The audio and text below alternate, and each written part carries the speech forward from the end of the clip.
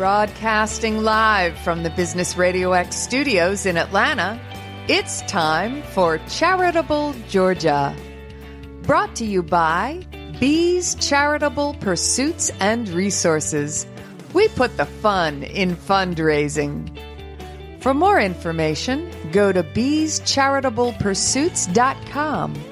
That's BEES, charitablepursuits.com. Now, here's your host, Brian Pruitt. Good, fabulous Friday morning. It's another fabulous Friday, and we've got three more fabulous guests. If this is your first time listening to Charitable Georgia, this is all about positive things happening in your community. And I don't know if this is a good thing or a bad thing, but I'm the only guy in the studio this morning. So I got my favorite producer, though. Sharon's back. Hello. Stone is actually on the golf course doing his thing with that. So, Sharon, I'm thankful that you came. And my pleasure. Like I said, I'm the only guy, so we'll see if I make it through this. But I do You're brave. Yes.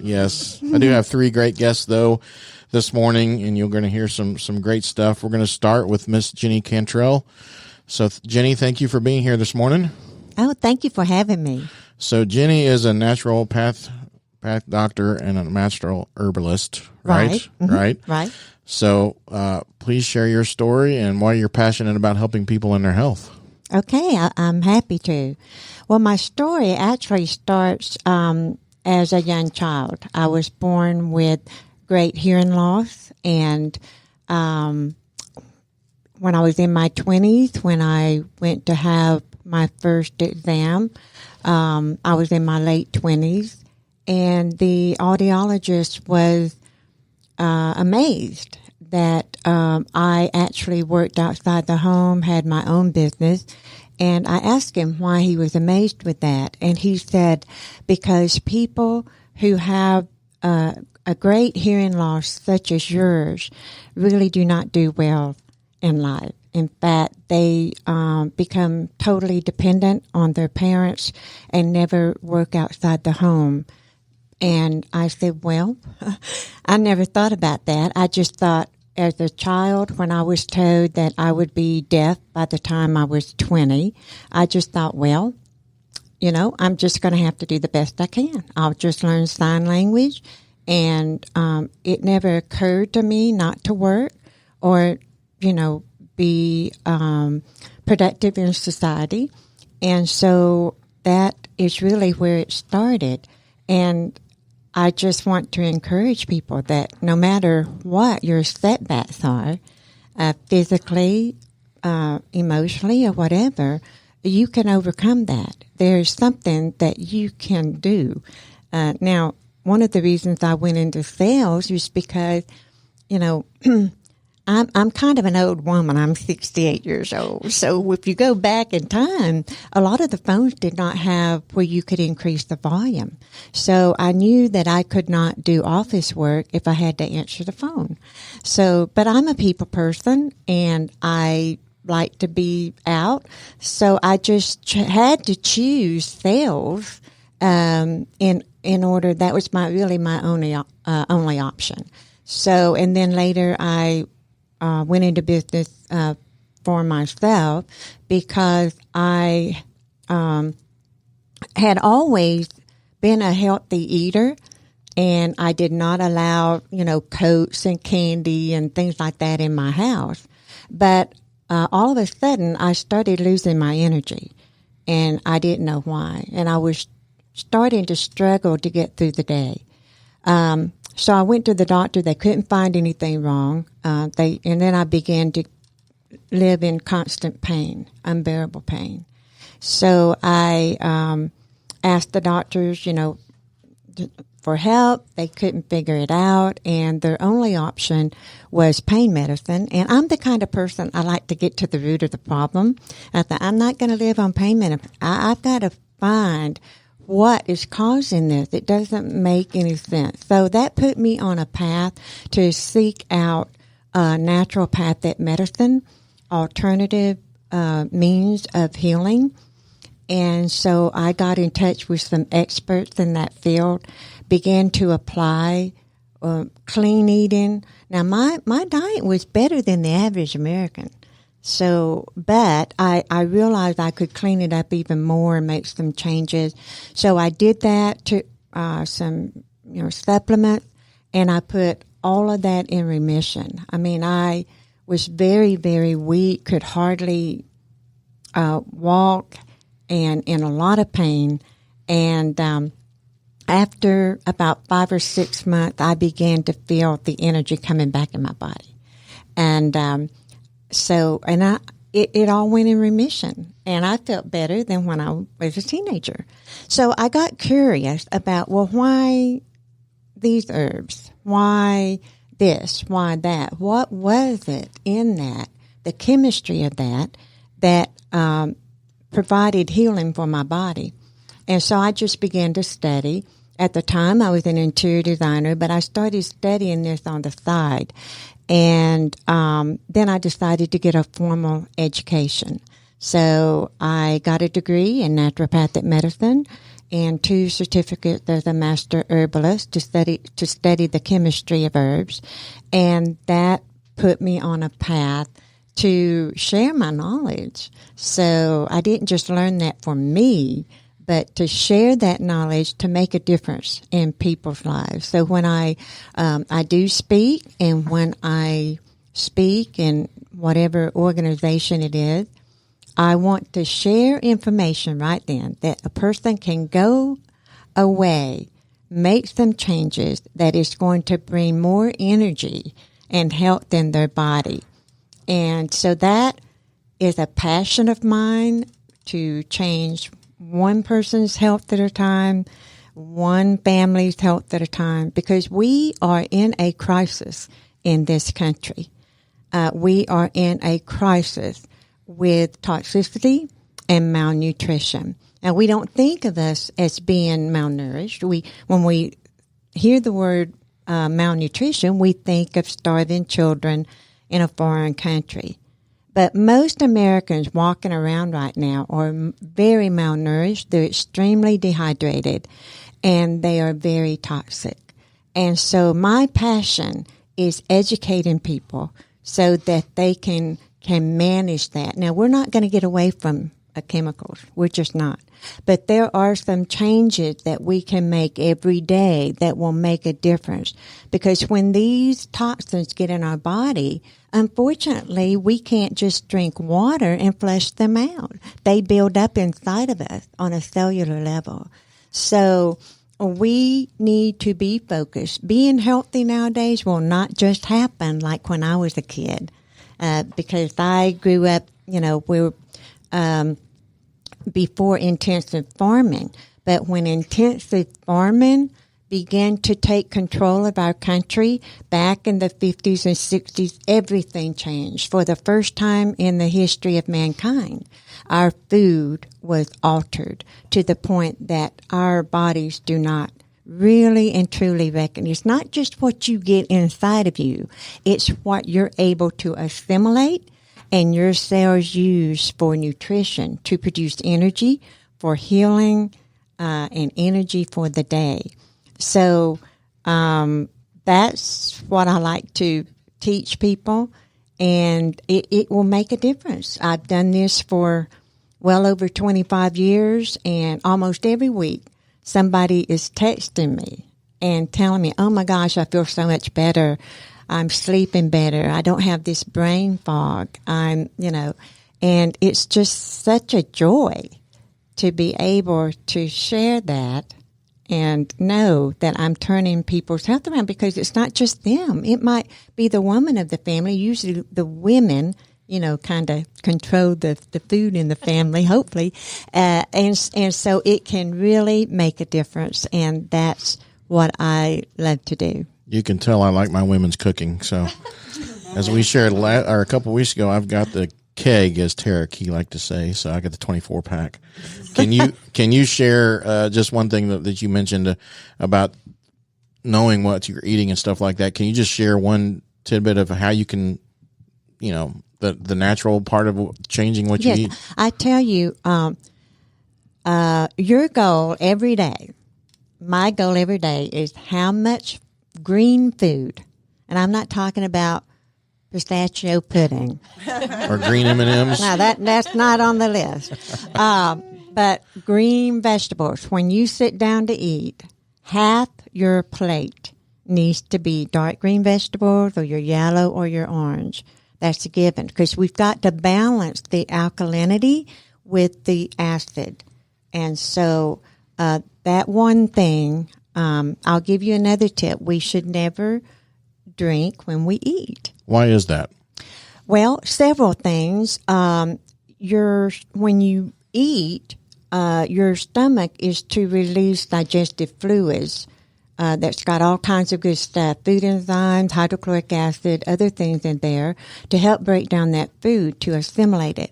So when you crowd your stomach with liquid, there's not enough room for the digestive fluids to really work on digesting your food. The other thing is you can actually drink so much that you're flushing what nutrition is in that food. You're flushing them on out of the body. So those are two important reasons. The rule of thumb is drink your water 15 minutes before you eat. That gives it time to go through your stomach, and then you can eat. And if you have to, people tell me, well, I have to drink when I eat. Well, then you're eating the wrong thing. So if you're eating something that's super dry, what is that? Because vegetables have a lot of liquid in them. You don't need to drink water when you're eating vegetables. So those are two tips. But dark green vegetables, and when I have people come and I work with them, I have them write down 5 days worth of what they're eating. It's not for me. I already know what they're not eating. But this is for them. So I look at it and say, well, we're going to circle all of the green vegetables that you've eaten in the last 5 days. And it's shocking. Because sometimes it may be the only thing is that one piece of iceberg lettuce on the hamburger. I mean, that doesn't count? No, it does not. There's no nutrition in there. So anyway, okay, so can you, there may be somebody listening who doesn't know exactly what a naturopathic doctor is. You shared a little bit, but what exactly is that and the difference between that, obviously, and a medical doctor and what you can and can't do? Right. Well, naturopathic means that there's healing through natural means without medication. So through your diet, through herbs, through supplements, and that's what is different. Medical doctors, and I'm not against doctors. We need them. I go to them all the time to help diagnose. I cannot diagnose, and but doctors can do that. That's what they are trained to do and can legally do. And so they diagnose, and they're trained to then get a medicine to help control that symptom that you're having. But naturopathic means that you're really balancing the body on a cellular level so that the body is able to heal itself. Okay. On the supplements, I'm guessing there could be good and bad supplements. Can you share about supplements? Yes. There are a lot of supplements out there that the bottle is actually more expensive than what's on the inside.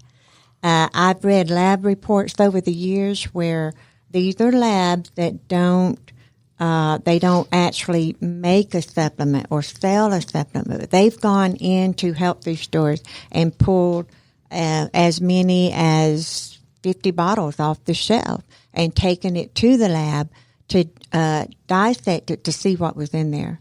And shockingly, some of those did not even have anything that it said it had inside of it. Some of them had a little bit, and it was mostly fillers and additives.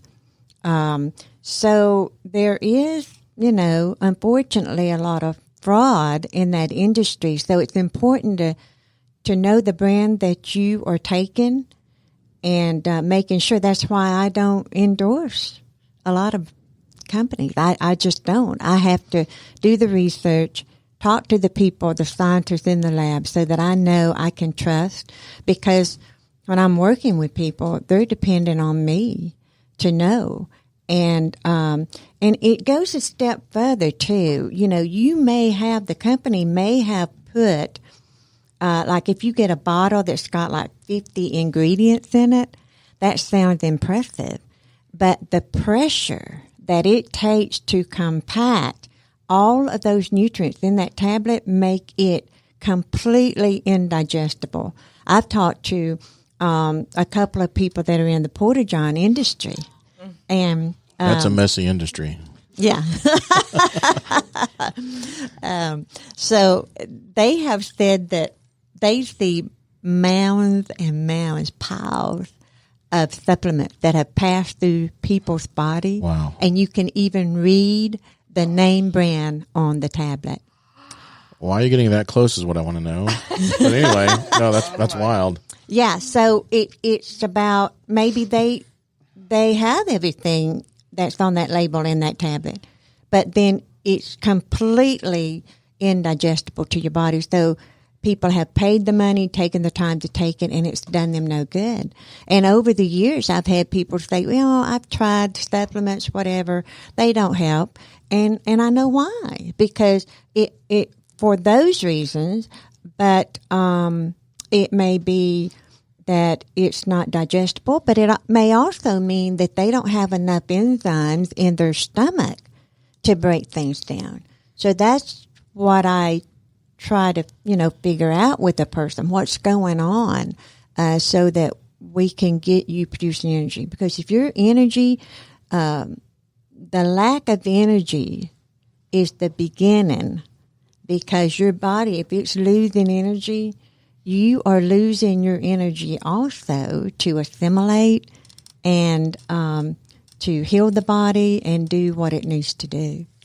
I've always been told that when you're looking at supplements, there's, I guess, a certain label or something of endorsement of a particular, I don't know, that's supposed to be the best ones, but can you maybe share of a one that you would endorse that would be good? Well, the products that I have researched and checked out are made by a company called Arbonne International, and the other one is Nature's Sunshine. I have bought from them for 30 years, and I'm a watchdog, because before that I did buy from certain companies, but I saw them making changes, cutting corners to save money, but then they started adding chemicals and whatever, and so I couldn't endorse them anymore. So I want, you want to get what you pay for, but the labeling laws are so deceptive. It would take me a few minutes to explain that. I don't want to take up time for that, but the way the FDA sets up how labeling can be, it's really deceptive. So it's my job, when I recommend something, it's my job to know everything about that product, so that, because the people that I'm coaching and helping are dependent on me to know. So on the herbs, actually, when I was growing up, I always called them herb. So are you British? No. Well, we all transition, I guess. Well, at one point we were, but no, just kidding. On the herbs, is it something that the herbs you cook with, or you take them as a supplement? Can you share about the herbs that you? Yeah. Well, a lot of the herbs we can cook with, and they have medicinal properties.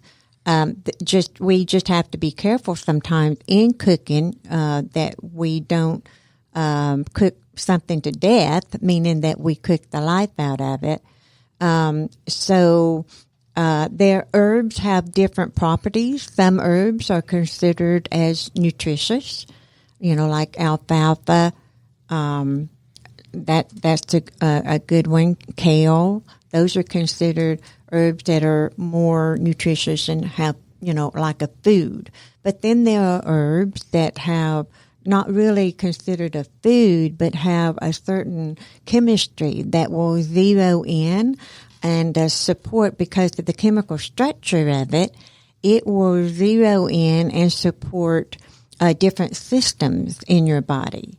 And so that's why knowing the chemistry of herbs, you would know which ones. Now, all herbs are going to feed your body vitamins and minerals, may have some fiber in it, phytonutrients in it, a number of things.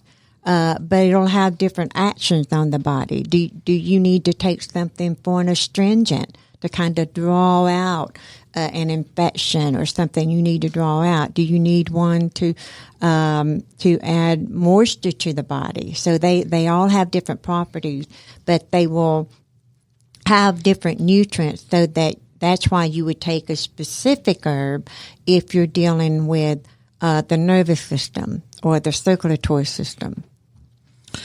I don't think her stuff would work with what we had on the other week with Bread Puttylicious. Yeah, it looked really good, but I think you'd probably pull all of it apart and be like, all right, there's nothing green. Right. I will tell you, alfalfa was my favorite on Little Rascals, but I think that's probably different than what you're talking about. Right? Yeah, they're two different things. Okay. There. All right.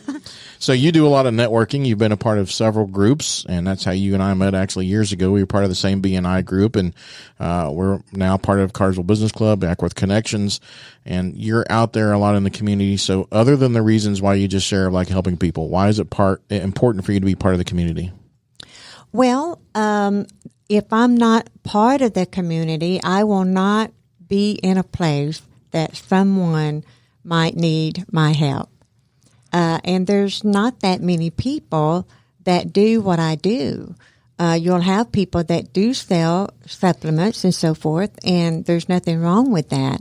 I had someone just not too long ago ask me to tell them certain herbs that they could take, and I said, well, that's not the way to get at the root of the problem.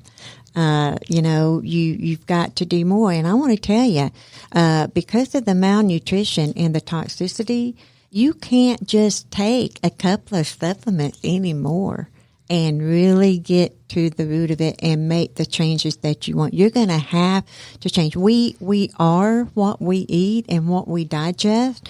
And so, you're going to have to be more focused on making the changes, what I call clean eating, and that alone will carry so much weight of it, but then there may be some supplements added to that.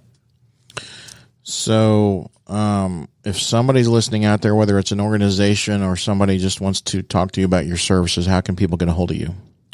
Well, they can email me at jenny@jennycantrell.com, or they can call me at 865-405-8861, or text me. And I love to speak to organizations because that's more than one person that I can influence at a time and make a difference in their life. Awesome. Well, Jenny, thank you for sharing a little bit of your story. We've got a couple other guests that have good stories. You mind sticking around? Because we're really not done with you. There's a couple other things I'll ask you towards the end, so you can't go anywhere anyway, but you mind sticking around? Okay. No, I'm happy to be here. I want to hear from them too. All right. So you guys just heard about some keeping yourself healthy, and this is going to be a weird transition maybe, but Ingrid Weir from Cornerstone Hospice, thanks for being here. Thanks for having me. You, I guess it takes a special person to work in your industry as well, but give us a little bit of your story and why you are in the hospice industry. Why I'm in the hospice industry. Well, it's weird. I actually used to work for several years right behind this building selling heated floors. Wow. And then one day my boss got sick, and then we shut down the company, and I had to kind of feel around and figure out where I was going from there. And I actually landed in home care, which is a form of senior care. And, well, that's a wonderful thing. Not everybody can afford it. So that is what slowly got me over to where I came into hospice, because this way, especially working for a nonprofit, I can help everybody for free. So it's been very fulfilling. So. Do you actually work with the patients, or are you what is your role within Cornerstone? My role is I'm the liaison, so I'm the go-between, and then if anything goes wrong after we have them on service, then I'm the bulldog. So can you share, because I'm sure there's people out there that kind of have an idea of what hospice is, and most people think it's, obviously when somebody's about ready to pass and things of that nature, but share exactly what a hospice organization does. Okay, and that is one of the reasons why I'm trying to spread information is it's not the last 5 days that you're alive like it used to be. So it's anyone with a life-limiting illness. We are here to help you embrace what's left of your life. And we do that by providing medications that are delivered right to your home. We have home health aides that will come and help with bathing and hygiene. And then, of course, we have the medical equipment, hospital beds, wheelchairs, and all of that. Then we have the chaplain that can come in, always optional, of course, non-denominational. And we have social workers that can come in and help with any kind of financial, end-of-life planning, anything like that, and just be there for emotional support for the family as well as the patient. So a hospice can be several different things, right? I know some places actually have a hospice facility. It could be in a hospital. It could be in a home. Is that right? That's right. Mm-hmm. Share a bit about Cornerstone. It's a nonprofit, which I think is an interesting concept in that in itself. Can you share about Cornerstone? Well, Cornerstone is a nonprofit, like you said, so we accept anyone regardless of ability to pay. We go to wherever the patient lives. Now, if symptoms become unmanageable, then we do have settings where we can have 24-hour care. But generally speaking, we'll have a nurse come once a week, and then a CNA or home health aide come out a few times a week. And the home health aide reports back to the nurse reports back to the doctor as well. But then as symptoms progress, then the nurse will actually come out more frequently. So they're coming to the home, is that right? We're coming to the home, yes. But if needed, then we do have facilities that they can go to, and then we will go there and treat them as well. So Cornerstone being a nonprofit, is it kind of like any other nonprofit? Can people get involved and help with that? Absolutely. We have volunteers. We have amazing volunteers that come out and sit with people, or they go and walk their dogs, take their dogs to the vets. We also have a program where if somebody can't afford to pay for vet visits or pet food or anything like that, where our foundation will actually cover that as well, and we'll actually rehome your animal so nobody has to lose their pet before lose their life. Wow. So business can get involved and and be sponsors, I guess. Oh, absolutely. Absolutely. We accept any kind of donations as well. Where all do you guys service? Is it just Metro Atlanta or North Atlanta or North Cobb, or where all? We're in Cobb, North Fulton, Cherokee, and Gwinnett currently, and then half of Florida as well. We've been in Florida since 1984, so we're fairly new up here, but we've got the backbone down in Florida. So I'm guessing, especially the caretakers, I mean, that would be hard to be working with somebody who is on the deathbed, literally. Mm-hmm. I don't know, you don't do that part, but can you share a story of somebody that there are things, I mean, I can remember being in a hospital room when my grandmother passed, and that was awful, but I know that there's been other people who have been in, and it's kind of I don't know, this may sound weird, peaceful transition or whatever, but it's just kind of a happy time. I don't know, but are there any stories you can share that kind of make people feel good about the hospice and not know that it's a, oh no type of thing? Actually, I had a family member that we put on service a couple years back, and first of all, they did not want to go on hospice. He had brain cancer. It was very clear that he needed our help, but nothing that I could say would convince them until he started having seizures that were uncontrollable, and the doctors were just putting up their hands like, we can't do anything. So I came in. I was like, please let me get my nurse in here. And I was convinced that this entire family was going to just unravel when this man died. And it scared me. And I'll tell you what, it did. But then she finally let my nurse come in. We got the seizures managed. And then our whole team just attacked the whole family. And when he finally did transition, It was so peaceful and calm, and the whole family was there. They were prepared. He was comfortable. I could not believe the difference between what they were just a few months earlier and then the family that they were actually able to enjoy the time they had left with them. Wow. Is there, I know like when people they have pre-funeral things you can do, is there something you can do ahead of time for a hospice? For services for hospice, is that something you can, if you know that there's the end is near type of thing, can you set that up beforehand, or is that something when it actually happens, you do it when it's happening? Most people do it when it's happening, but you can actually go through and we have what's called the 5 Wishes program, where it's this booklet where you go through and you put in all of your wishes as your life comes to a conclusion, and you can actually specify things like what hospice you would prefer. Okay. So you also do the networking piece. We see you at the Ackworth Connections and other areas. Why is it important for you to be part of the community? Because people don't know enough about hospice. It's people don't realize that this is their right to have this service to help them through it.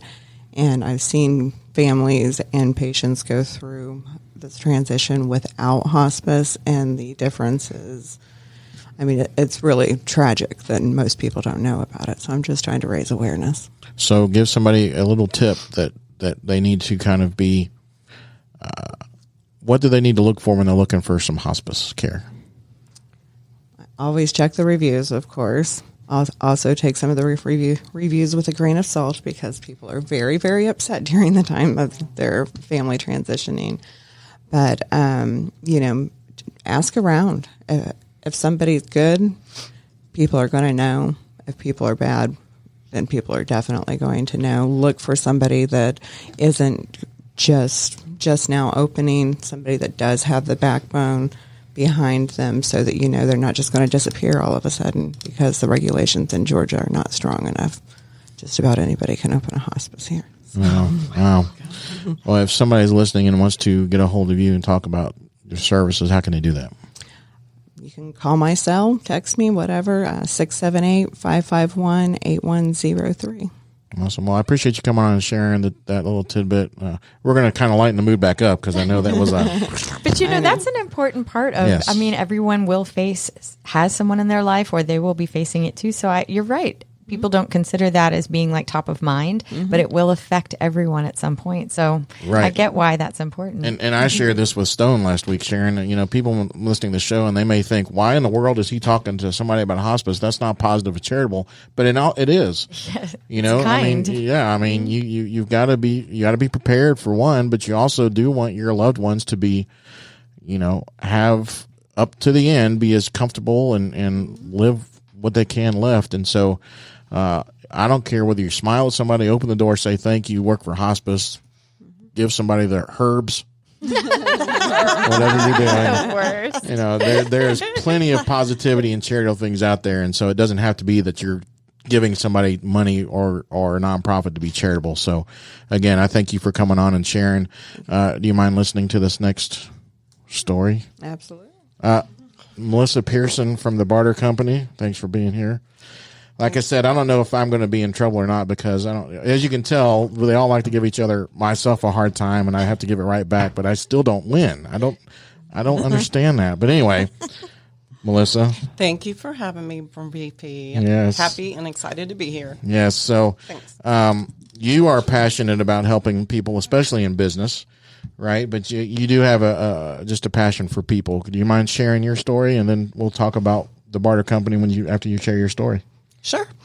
Well, I grew up in a very sheltered family, strict household, went to church every Sunday, went to the best schools, and was very shy. I had a dad that was very, he's still very, very strong, and he kept moving up the corporate ladder, so we moved like 19 times. So I never had that chance to develop long-term relationships. When I turned 19, we had moved 19 times. And he moved up the corporate ladder. So when we moved here, he was like, I'm starting my own company. We're not moving anymore. And it was 10th grade when I moved here, so it was hard to fit in. I was very shy. Didn't want to talk in front of people, or even this is not you. No. I know. Everybody's shocked to hear that, but I really am. I mean, even our little 1 minute at Cartersville Business Club, I'm like, ooh. So we moved, and I went to Lassiter and East Cobb, and I always wanted to be a teacher because my parents were teachers. They met in college. And then I was at a ceramics class, and a lady promoted me to be a leasing agent, lease apartments. And I was like, okay, and did that for a while. And she would one day she handed me this book of stuff and a box of flyers and all this stuff. She goes, here, go out and talk to businesses. And I'm like, what? I was scared to death. And then I was like, oh my gosh. And I went into advertising, and I worked for Trader Publishing, and we flew out to Dallas, Texas. And within 10 minutes of being there, we were on stage and being filmed in front of everyone with the old VCR. And people were throwing up in the class. It was horrible. We had a before and after. So I had to learn to adjust and talk to people. And from then on, I just loved it. And I had this client tell me, he goes, Melissa, you just thrive in front of people. And I'm like, well, yeah, you're right. I do. I do love people and helping people and connecting people.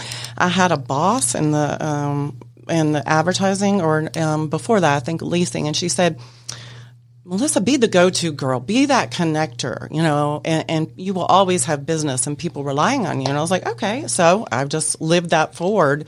And I do. I love connecting people, helping people, give back. I mean, there's so many amazing people out there doing so much for our community, and I want to be one of those people and do my part. And that's what I try to do every day. So we mentioned you're with a Barter Company. Share about them and what their goal and mission is. Our goal is to get more clients for small businesses and get their business to grow, and they get them in barter dollars rather than nothing. So a restaurant that's not completely filled, or a painter that has gaps in their schedule, or like a entertainment place that's not completely filled, why lose that money and get barter dollars instead of nothing? And a lot of people don't understand that they get referrals from other businesses, and it spins anywhere in the network. So my boss, Rick Zampatti, started this company 27 years ago. So we're very well established in Kennesaw. He gives back to the community, Must Ministries. They call him the giver. And we've all given back in Must Ministries. And we do a lot for our clients, too. We have Casino Night, which Jenny came, and a huge Christmas show that's so much fun. Lots of different meetups and different client appreciations. So we try to give back to our clients as well and connect them. And I work with just wonderful, amazing people, the brokers in the office, and they are dedicated to give back to their people and find their people business. And it's a ton of barter business going on. And we have several people in the $2 million club, and I think 8 now, it grows, in the $1 million club.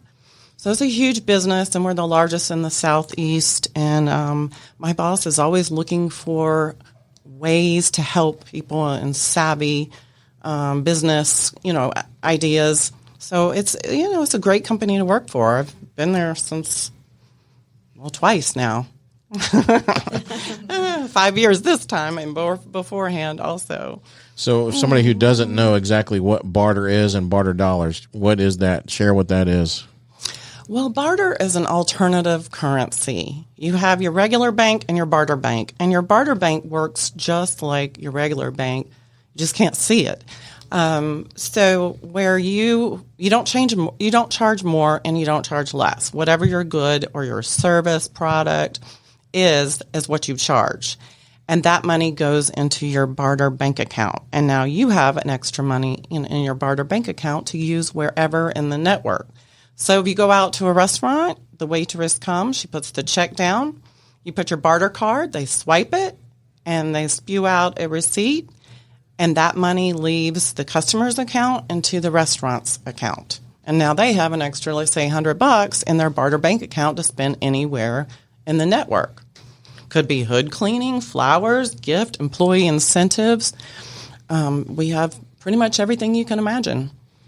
Are there certain industries that are not good for barter? Well, we do have industries that we have tapped out, and we don't want to promise them business if we can't get them business. So we kind of, we're all over the Atlanta area, from Gainesville to Rome to, the Atlanta area, so Peachtree City, Noonan. So if we can't get someone enough business in a certain area, we will not bring them on. And we have a list of that, and we have a top list too. And if clients are asking for a certain category, we'll go out and get it for them. Are there in those categories, do you have multiples, or do you just stick with a couple in that category, or see what I'm saying? It depends on what it is. A restaurant is so transactional. We're going to have a lot of restaurants all over the Atlanta area. Whereas maybe a counselor, we don't have as many, it's not as transactional.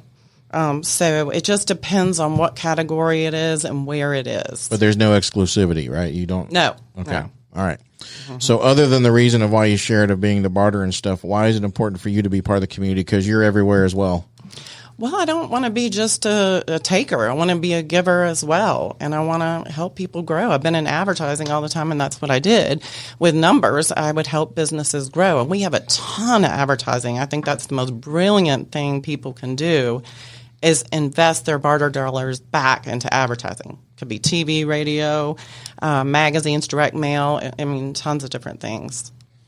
So you actually had started a business before, right? You were in between when you did your own business. And I'm going to ask this for you, Jenny, as well, too. But Melissa, first, can you share with somebody who's maybe thinking about starting their business what they should do? Really look at the numbers and investigate it, and the trends too. I had a money mailer, and I could have been successful if I had a Mr. Melissa. But it was just me. So I didn't have that backup. I don't know if we could have handled the Mr. Melissa. You just wait till we get outside, Brian. Jenny, how about you? If somebody's thinking about starting a business, because you've now obviously been in for a while, what would you tell them? Well, first of all, is there a need? If, you may be... let's just use this as an example. Let's say that you love making cupcakes, and that's your passion and whatever. But if there's no need for cupcakes, how are you going to sell it? Because you have to be able to sell it and make money to provide for yourself. So there has to be a need. You have to count the cost of really getting detailed about what it's going to cost you to start up, and you need to have several months advance for when money is not coming in to take care of yourself and your needs and buy more supplies and so forth. So you've got to have some cash flow to carry you until the money is coming in for that. And you have to just, if there's a need and you've got the money, then you have to do it in spite of being afraid. Sharon, I like how she gave the example of cupcakes. Look at what she does, and she brings up cupcakes. There's a need to eat them. Right? She balances it out a little bit. Probably is okay. Maybe a little. Yeah, that was a bad example, I'm telling you. Green cupcakes. So, Melissa, if somebody's listening that has a business and wants to be a part of your barter system, Barter Company, how can they get a hold of you? They can call me on my cell at 404-375-9023 or email me at melissa@barterco.com. That's MELISSA at barterco.com. Awesome. Well, thank you. I was sharing last week. Sharing, not sharing. Sharing. Yeah, sharing last week. We had Shannon Bofield on last week as one of the guests, and he shared what he did at the Carsville Business Club on the written word and how powerful that is. And one of the things that I also said at the end of the show too was that the thank yous are a lost art as well. So I want to thank each of you for not only just coming to be a part of the show, but what you guys do, because it does make a difference. The two of you, Jenny and Ingrid, are making people in different lives, and you're making people in different businesses. So I just thank you for that. So before we wrap this up, I have one more question for the three of you, and I'd like for you guys to share one nugget, quote, word, just a positive thing that people can take and live today and the rest of 2023 and beyond with. So, Jenny, give me some wisdom. One of my favorite quotes is, "If it is to be, it's set to me." I Awesome. like that. Awesome. Ingrid? My favorite quote is from the Lorax. Unless someone like you cares a whole awful lot, nothing's going to get better. It's not. Nice. Melissa? I have several quotes, but my most recent is Sidewalk Prophets. I heard a song, Reason to Smile, and that has stuck with me with these times because he wrote it just because of that, to look around and be thankful for what you have instead of looking at all the other stuff that's going on in the world. All good stuff. So, guys, again, thank you for coming and being part of the show. Everybody out there listening, let's remember, let's be positive, let's be charitable.